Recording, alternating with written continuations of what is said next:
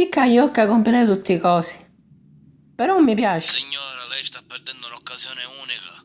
Perché dice che non gli piace? Perché non mi conviene.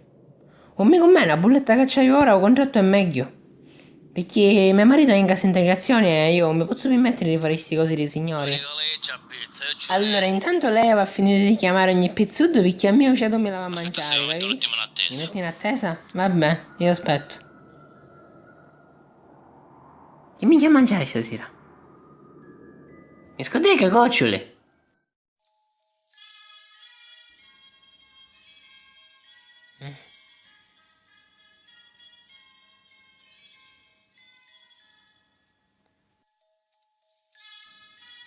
Minchia di canzoni mettono per l'attesa ora?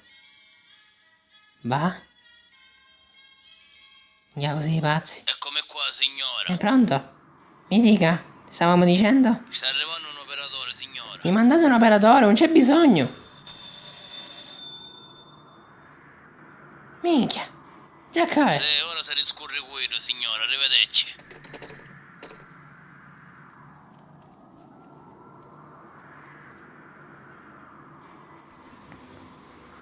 Signora, chiudo la luce. Ah!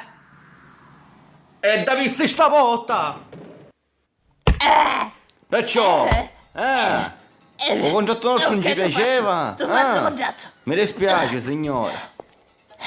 Vedrò di migliorare il servizio. Ma cos'è? Non è un nostro contratto ora, vedremo. Certi cristiani non sono degni di fare questi contratti con noi. Vedremo. Caccia soccatte, cose.